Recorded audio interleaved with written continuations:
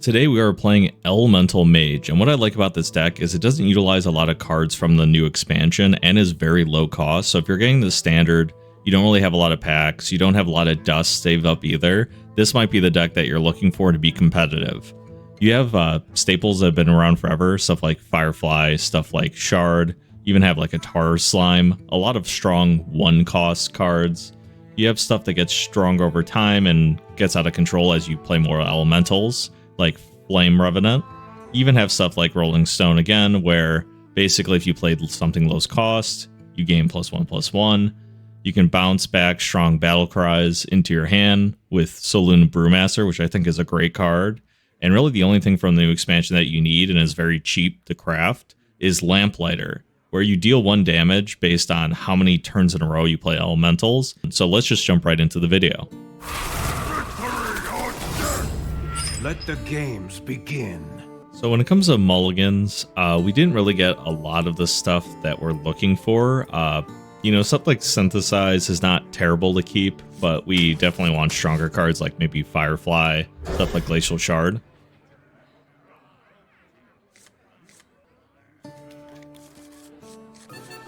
Alright, and we'll see what kind of curve we get off Synthesize. Greetings.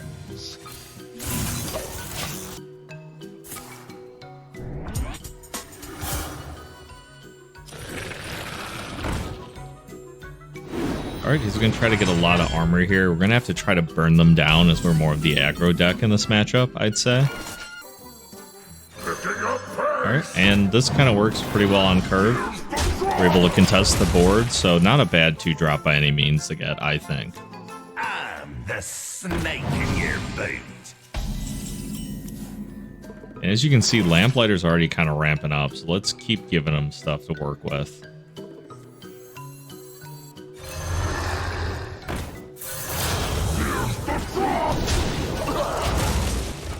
And as you can see, this is going to stay activated a lot as we are constantly playing elementals. I smell gold in them there waters. Keep on panning.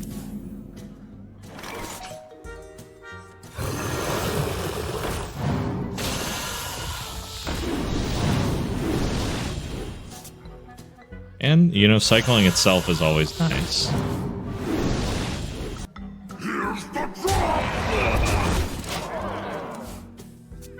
Candle Mudslider.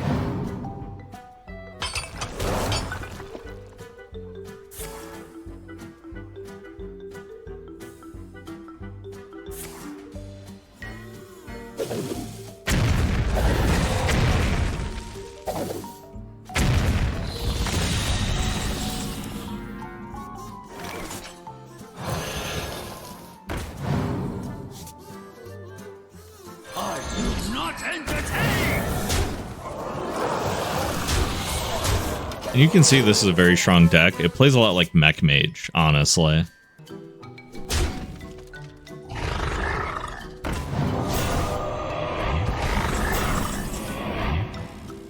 Alright, that's some strong taunts. We actually got a lot of firepower to get through this.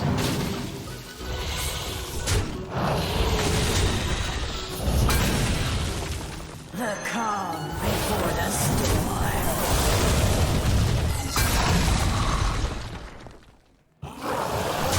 I demand applause!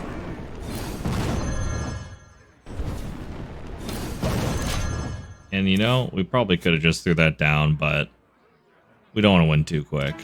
I bring the rhythm.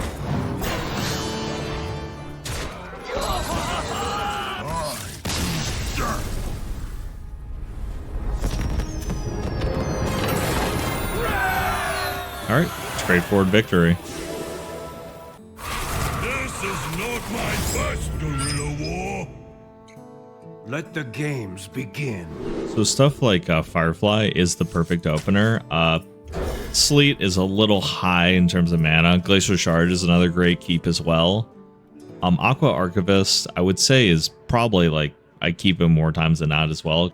We have a turn 1 play, we have a turn 2 play. We probably will draw a Synthesize or something as well. That's going to help us bridge that turn 3. Worst case, though, we can do like a Glacial Shard or like maybe even Flame Elemental into Hero Power. is always a perfectly fine turn 3.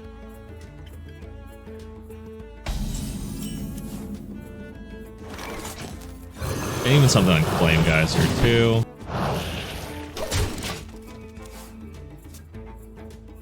I kind of like this as a turn 3 play.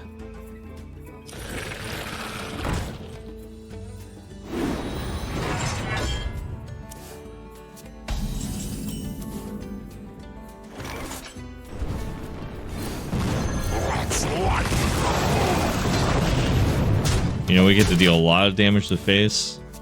We get another token with this Flame Elemental from the Flame Geyser. Overall, pretty solid turn 3. And actually better than I planned.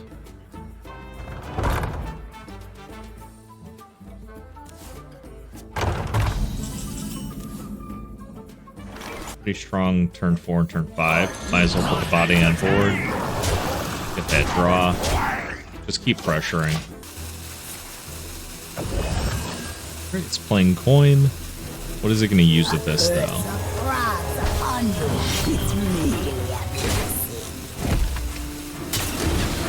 Alright, gets 1 taunt in the way. We'll see how much that helps him. I think I'm going to trade, though, to guarantee where a lot of the damage is going.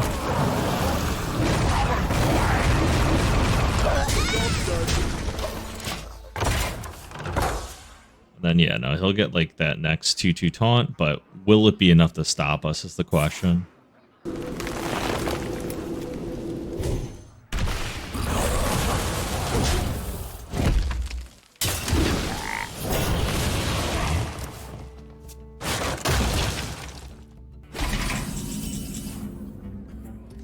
I'm gonna do just that. I'm gonna trade with this guy because he's gonna be able to heal.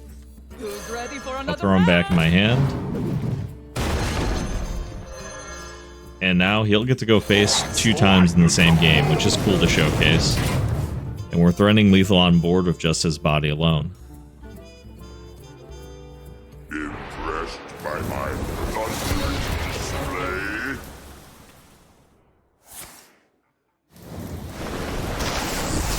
Witness the strength of the seas! Alright, we have the option to cycle just to see what we got next. Yeah, something like that isn't too bad right now. Especially since I can freeze him. Nice to meet you. And it makes sense just to kind of throw this down. Could have got a random overload card, but I'll wait till next turn to utilize it. And look, that's 8 damage right there already. Time to light a fire under this town.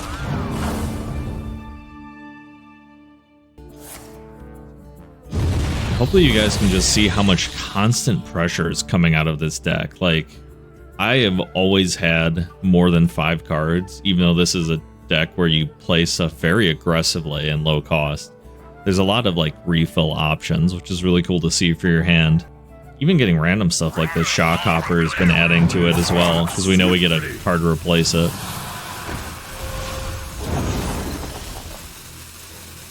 Now, Wind Fury is a little annoying here because it gets 2 taunts. But it's really, we just don't want him to have lifesteal.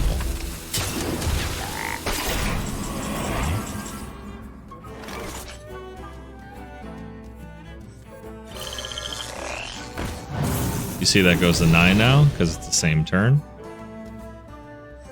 And we're not going to do anything fancy here, we're just going to go for the kill. And there you have it. Lamplighter for the win, and he would have won our last game too if the guy hadn't conceded.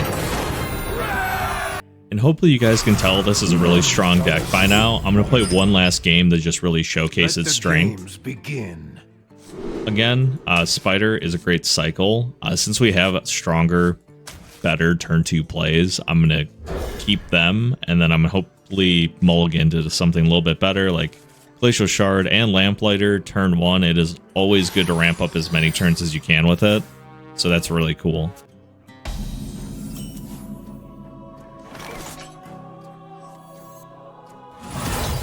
Playing something like this makes sense turn 1. Just because we get to debate later on what we want to play for real cheap. There's some 4 costs I wouldn't mind top decking here and getting a cheaper turn 2 play for. You can always just hero power too. But of course, you don't want to break this streak if you can help it.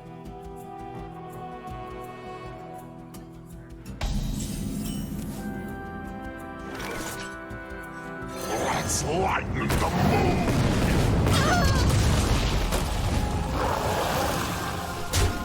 We're just going to do some early pressure. We got 2 hits to the face, so I just want to keep that pressure up. If we had cleared most of the board with all 3 hits, I might have traded the ghoul. Eyes on the horizon!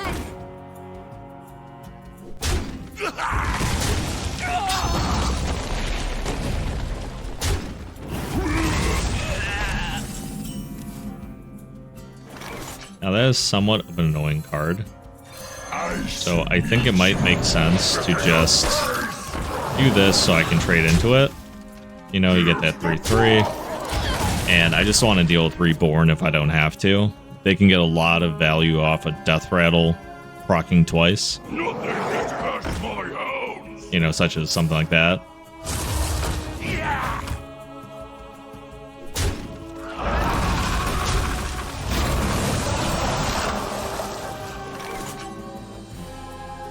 And as you can see, this is already a good amount. I could have waited another turn though. This is hard to say. I want to keep the pressure up.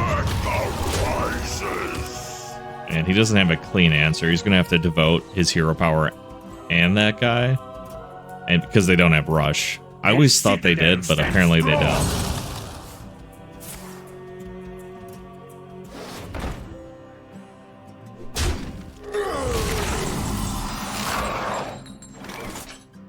And this is totally a strong card to put down, especially when you pair it again with Rolling Rock.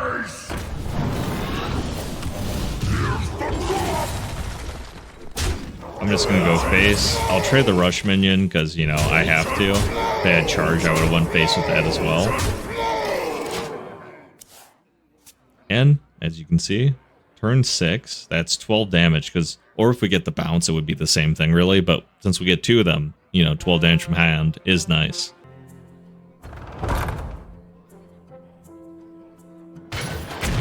Which just shows you only need 1 card for the new expansion for it to really become strong. This is the only inclusion, I believe, from Paradise, and it's pretty much a game winner every time. So they can do whatever they want with the board.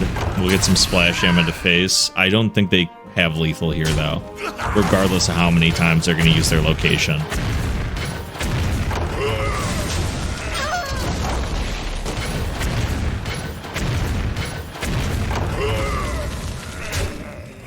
And they get their last proc here. If they want it. And yeah, they're going to opt to go face.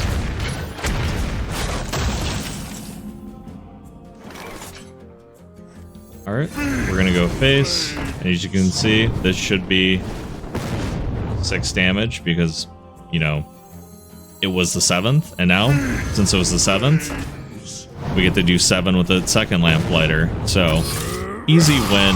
Kind of a great showcase again, how strong this card is. I can't sing its praises enough.